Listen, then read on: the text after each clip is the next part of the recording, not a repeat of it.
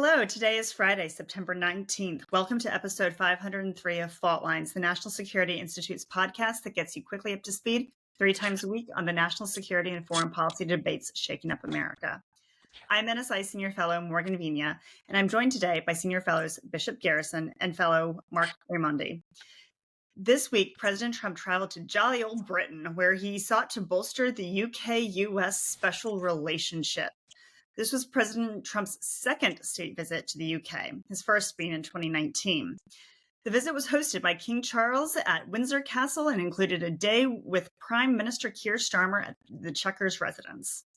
President Trump was accompanied by the First Lady, and they were all treated to the full pageantry that the UK is known for, including the largest military honor guard ever assembled for a state visit and a lovely state dinner. But it wasn't just all fun and games. The US and UK governments got down to business, announcing a major economic package that included US firms committing roughly £150 billion of investment in the UK. This included a tech prosperity deal, a multi-billion pound agreement focusing on collaboration in artificial intelligence, quantum computing, and civil nuclear energy, among other areas. There were also specific pledges from private industry. Microsoft committed around $22 billion for cloud and AI infrastructure, and Nvidia is making large-scale deployments of GPUs. Blackstone committed $122 billion in investment, and Palantir also inked a deal with the UK MOD for up to $1 billion. On the political and foreign policy front, the leaders made joint statements touching on the wars in Ukraine and Gaza, humanitarian concerns, and stressed the need for peace. We always like to see that. The leaders did face agreements, however, notably on recognizing a Palestinian state. Starmer indicated that the UK intends to move towards recognition, while, unsurprisingly, Trump disagreed, though politely. Trump also criticized some UK energy policies, referencing wind power in contrast to fossil fuel, and pushing for more drilling, including in the North Sea. So, Marc, let's start with you. Why do you think it's important that President Trump traveled to the United Kingdom, and how does this visit actually shape the special relationship? Well, I think the key word is what you just said, the special relationship. So when we look at the fantastic video coming out of London right now, we look at the video of the pomp and circumstance, and we pull back the red carpets, the military reviews, the carriage rides, the processions. What lies beneath is truly a special relationship unlike any other. If you, historically, aside from the revolution and a handful of naval skirmishes following it, what followed was that the U.S. and U.K. has stood side by side in They also steadfast alignment. burned our White House and the Capitol. I'm pretty sure that Well, happened. that happened, but then after that, we figured we could get along, and we have been. But look, from the World Wars to the Cold War to counterterrorism after 9/11 to today's challenge with Russia, China, Iran, and others, we've repeatedly come to each other's aid. When I personally think back to 9/11, that horrible day here, I'll never forget that British Prime Minister Tony Blair flew to America shortly thereafter, and he spoke to our nation, our very wounded nation, with some very healing words when he said, "We stand side by side you without hesitation." And that is a simple phrase, but it was true. And then, if we look a little further back to 1943, which with Winston Churchill's speech at Harvard University, that was where the birth of this term special relationship came from. He didn't actually say it till 46, if I remember right. But what he said at Harvard was that law, language, literature, common conceptions of what is right and decent, a stern sentiment of impartial justice, and above all, personal freedom.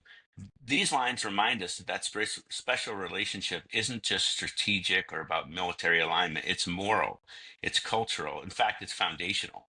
Um, and look at our intelligence partnerships. The intelligence partnerships between the United States and the UK is unlike any other.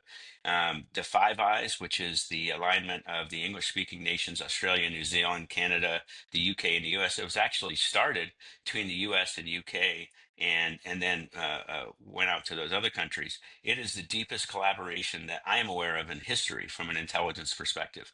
Militarily, the UK has been our most reliable ally from Iraq to Afghanistan to the NATO operations, and the US has consistently backed British security in the Falklands and even today by offering NATO deterrence, which we all hope continues. What makes this special relationship more than an alliance of convenience is the shared democratic values. It's the commitment to rule of law, it's individual liberty. These are the foundations that both our countries share, and they shape the global leadership today. And we ought to hope that that continues. Now, during the visit, the symbolism of the U.S. side invoking Churchill and the banquets at Windsor and the joint press conference at Chequers, which is the British equivalent of Camp David, all of that reinforces continuity in a relationship that has withstood generations of political change. The U.S. UK special relationship is singular. No other bilateral tie combines history, intelligence, military, economic, and cultural depths to this degree. And that's what this state visit underscored. Even when we disagree, and we do, and we will continue to, we remain locked together strategically. And that's what our adversaries and allies alike notice most. Mm. So, Bishop, President Trump was clearly in his element and went at the state dinner, at the parade. He really loves going to the UK and being feted. Um, and more than that, though, I think there is some genuine warmth to the country and to the government, and you saw that even in the disagreements, particularly with Keir Starmer. Do you think that this visit was really just the UK's charm offensive paying off? And do you think that these agreements that they made are fluff, or do you think they're more than that? We saw, significant money being pledged on trade and tech. Are these real game changers for the two countries? Well, first of all, thank you for Mark for breaking down the history there like a professor, going through the steps. I recommend for listeners to go back and re-listen to that and get a full understanding of the long storied history here. I think there's a there for this one. The greatest part of this is, quite frankly, how overall boring it was from a policy perspective. You didn't see really any fireworks. You did have, as you and Mark kind of both hinted at, a few, a little few moments of tension here and there when they discussed Gaza, Israel, when they discussed Russia, Ukraine. There are a few points of disagreement, but they were very respectful points of disagreement. And the bigger piece here was really how the partnership, the technological partnership, really was laid out. And you talk about a couple of hundred billions of dollars and pounds being invested in these companies, particularly in Google and Microsoft and Salesforce and Palantir.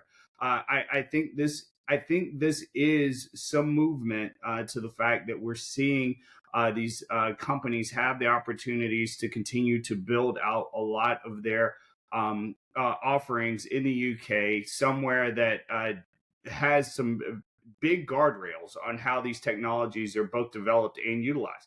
I do think this is also a moment, kind of, tangential to all of this, for the U.S. to really look at how it plans to regulate future AI technology and tools, because these companies are going to see more investment from Europe, from the UK, from other countries. And those laws are really what's going to begin to kind of provide the roadmap to what some of the future of use of AI tools and technologies look like. And if we're the ones that really have little to no regulation and they have a great deal of regulation, they're going to be able to really write the path a bit more than we are. So all of that aside, I do think that we did see something come out of these discussions. Now, whether how tangible it plays out to be, I think time will tell. We've seen these types of discussions with a lot of big talk in terms of investment in infrastructure, investment in companies, investment in workforce play out before and not really take hold the way that we'd hoped. We've seen this in the United States and Wisconsin with Foxconn and others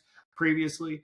I don't think that that's going to be what happens here, but it's going to be incumbent on the UK to ensure that these companies are holding their word, that they're bringing jobs in, and that is beneficial for both the United States and the UK in the long term.